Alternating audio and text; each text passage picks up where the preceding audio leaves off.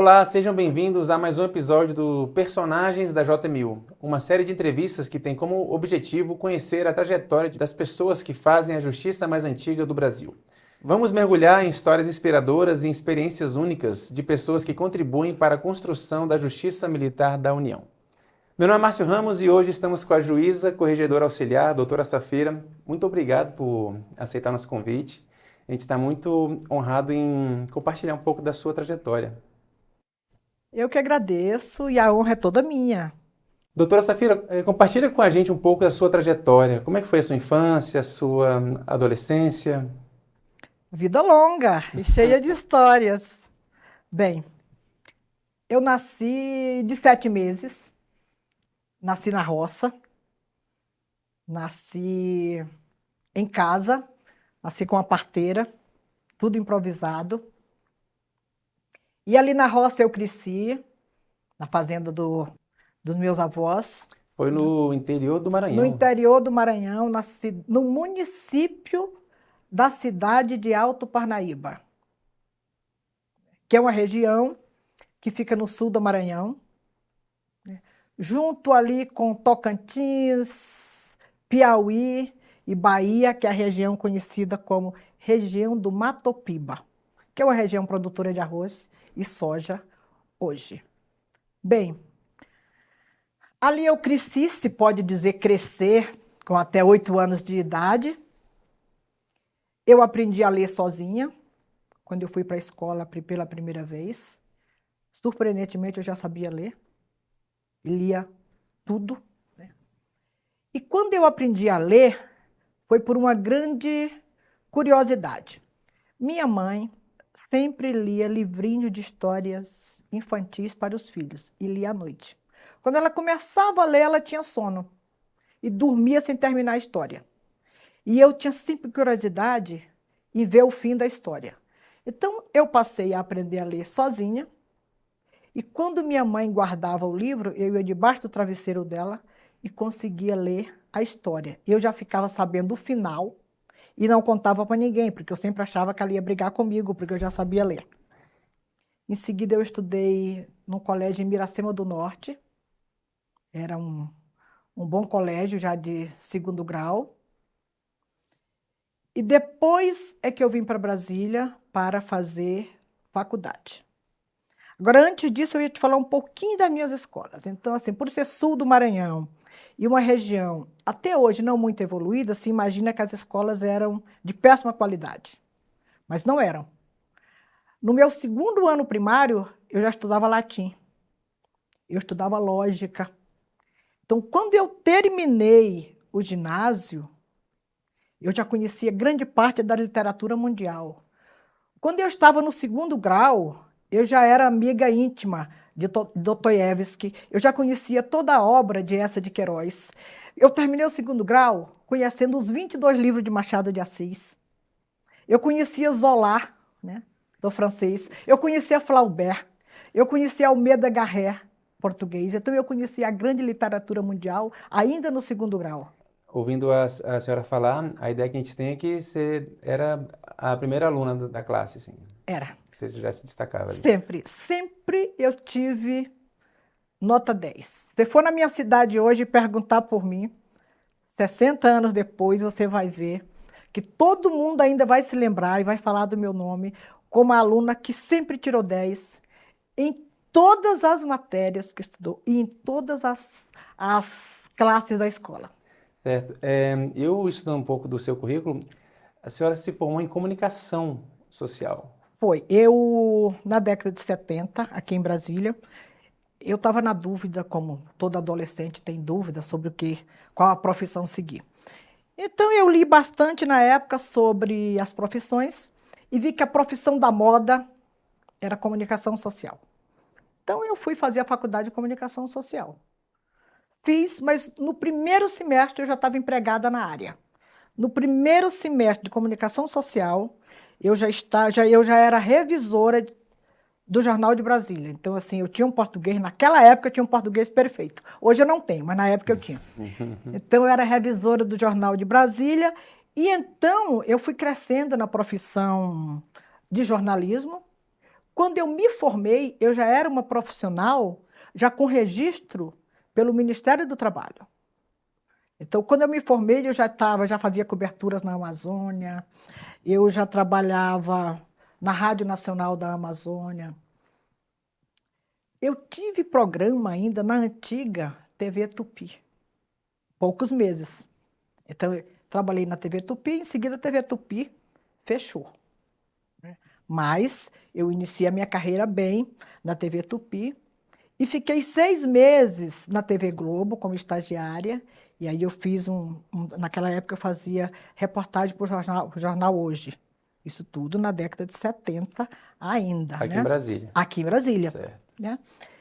Aí em seguida a carreira cresceu, né? Ou eu cresci na carreira, não sei exatamente, e passei a fazer cobertura política. Então eu era jornalista da Rádio Brás e também a EBN, a Empresa Brasileira de Notícia, que foi uma agência de notícia muito importante que nós tivemos aqui no Brasil, eu acho que no governo Sarney. Então eu era jornalista política responsável por cobertura na Câmara, no Senado e no Palácio do Planalto. Nesse período, né, eu viajei muito para as coberturas das viagens internacionais do presidente Sarney. Viajei bastante com o presidente Collor e fiz muitas e muitas viagens com o vice-presidente Itamar Franco.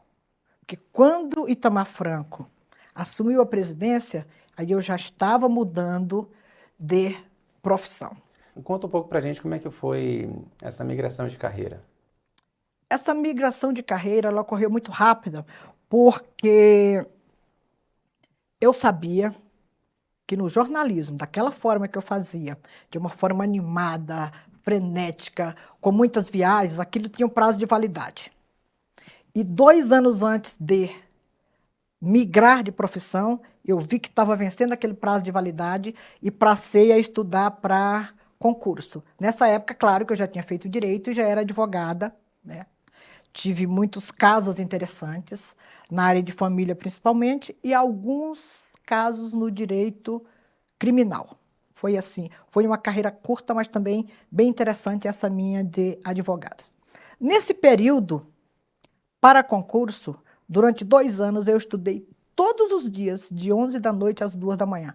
Todos os dias, é todos os dias mesmo, porque eu não fiquei doente nem um dia, eu não saí à noite nem um dia. Na verdade, durante 2 anos não saí nem, eu só saía para trabalhar.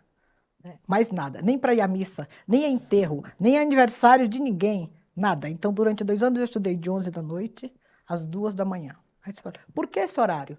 Porque era o único horário que eu tinha tempo. Por quê? Eu estudo, pela manhã, eu fiz as minhas pós-graduações e as minhas preparações de carreira. Então, eu fiz pós-graduação em Direito Processual Civil, fiz pós-graduação em Ministério Público,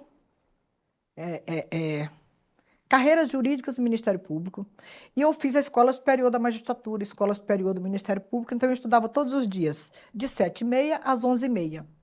Advogava nesse horário aí, dava um jeito de ter audiência ali entre meio-dia e 2 da tarde. 2 horas da tarde eu começava a minha cobertura ou no Senado, ou na Câmara, ou no Palácio do Planalto. Ia até 9 da noite. Voltava do trabalho por volta de 9, 10 da noite, era o tempo de jantar, descansar um pouquinho e começar a estudar. Então eu estudava de 11 da noite às 2 da manhã, 2 anos todos os dias. Legal. E a senhora passou no concurso e tomou posse na JMU em 97. Tomei posse em 97. É possível fazer um paralelo com a justiça militar daquela época e a justiça militar de hoje? Ah, sim, né? Muito diferente. Quando eu passei no concurso, eu tinha a opção de 3 lugares para lotação: Manaus, Campo Grande e Belém. Aí eu optei por Belém. Quando eu cheguei em Belém, a justiça ainda era aquela justiça da máquina de escrever, onde se fazia audiência com máquina de escrever e usando papel carbono. As comunicações eram por telex, já fazendo a migração para o telefax, que ainda se conhece o telefax. Bem, depois disso, eu fui para o Rio Grande do Sul, Santa Maria, e aí já estava começando, já começava a era do computador, nas auditorias já tinha computador. Depois fui para Manaus, ainda fazendo audiência de forma precária, faltava energia, tinha que voltar para a máquina de escrever.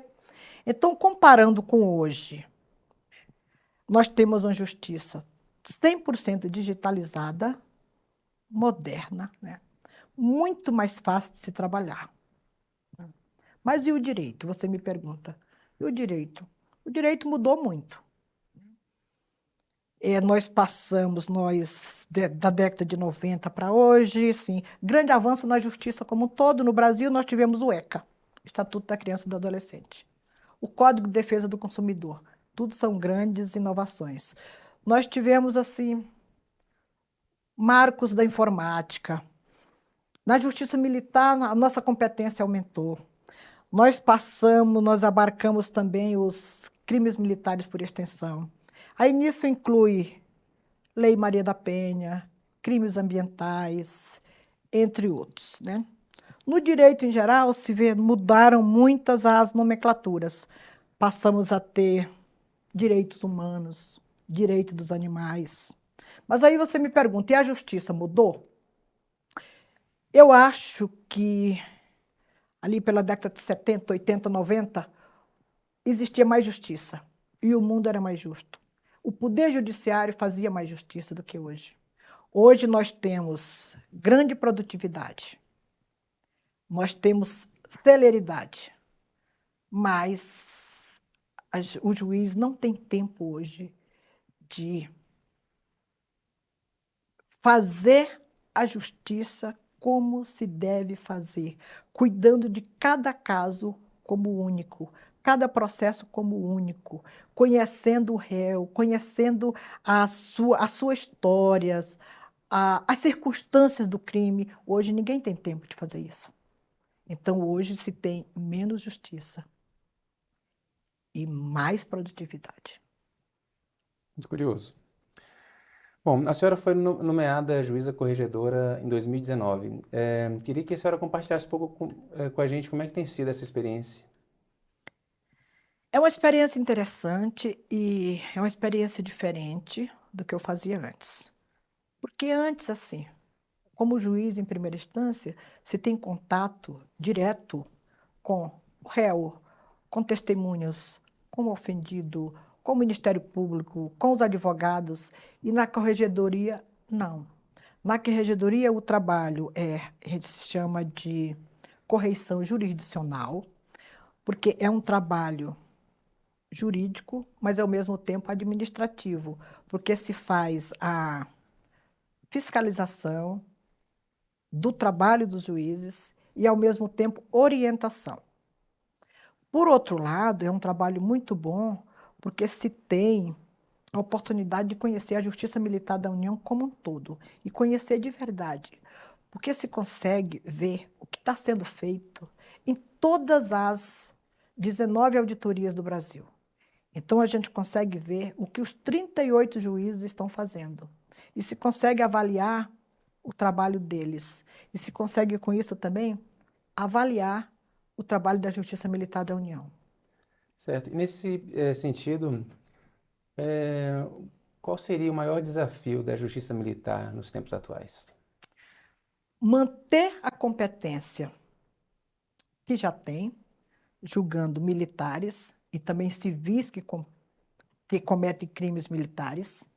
E, além disso, o maior desafio hoje é aumentar a nossa competência para que a Justiça Militar da União possa contribuir com o Poder Judiciário do país de uma forma célere, porque a Justiça Militar é célere, e com uma produtividade melhor, mas ao mesmo tempo fazendo justiça. Perfeito. Bom, estamos chegando ao fim de mais um episódio, mas antes gostaria de propor uma dinâmica que é a seguinte: se a senhora pudesse escrever uma frase num grande outdoor, assim, qual seria essa frase? Bom, eu acho que eu buscaria essa frase nas lojas de tinta, que é uma frase muito comum e muito popular, que é: a vida tem a cor que você pinta. Eu acho que isso retrata muito a forma como eu vejo a vida e como eu conduzi a minha vida. A minha vida sempre foi colorida, com poucos momentos em preto e branco. E tem mais algo assim que eu posso resumir a minha vida até hoje, porque eu ainda vou viver muito. Eu estou programada para viver até 108 anos. Então tem muito tempo pela frente. Hoje eu uso, para resumir a minha vida, o título de um livro do poeta Pablo Neruda, que é um poeta chileno, que é Confesso que Vivi. Confesso que Vivi. Bom, e com essa frase do Pablo Neruda encerramos mais um Personagens da J1000, que é uma série de entrevistas que tem como objetivo desvendar um pouco da trajetória das pessoas que constroem a justiça mais antiga do Brasil. Gostaria de agradecer a doutora Safira pela presença, muito obrigado. Márcio, eu que agradeço muito a sua entrevista, achei ótima, né? Me deixou muito à vontade. E agradeço imensamente a Inajum por essa iniciativa de promover essas entrevistas, para ouvir as nossas histórias, né? E espero que ninguém se canse e nem se sinta enjoado ao ouvir a minha história. Bom, esse foi mais um Personagem da J1000. Para acompanhar mais um pouco da nossa série, acompanhe nosso Instagram, Inajum J1000. Muito obrigado.